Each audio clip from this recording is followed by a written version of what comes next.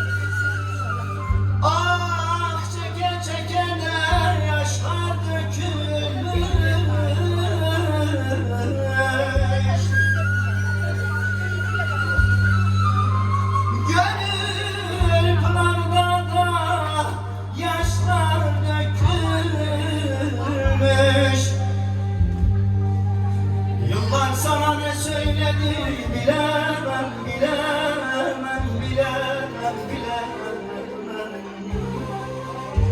Yıllar sana ne söyledi bilemem, bilemem, bilemem, bilemem.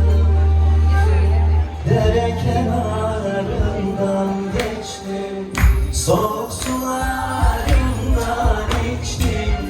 Dere kenarından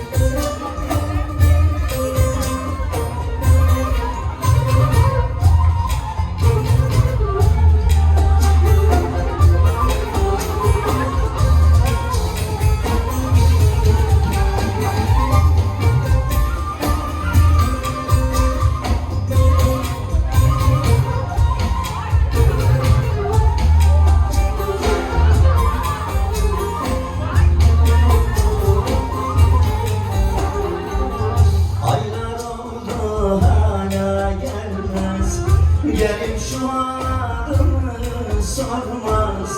Aylar oldu hala gelmez. Gelip şu adımı sormaz. Ne haldeyim kimse bilmez. Gülemem, gülemem, gülemem, gülemem, gülemem. Ben gülemem. Ne haldeyim kimse görmez. Gülemem, gülemem, gülemem, gülemem, gülemem. Yar gülemem. Allah ağlatmasın abi. Ben böyle hikayeleri, türküleri çok severim. Onlardan biri de Mamoş türküsüdür öyle. Mamoş'un hikayesini bilen var mı bilmiyorum ama bir Mamoş hikayesi anlatalım size. Efendim,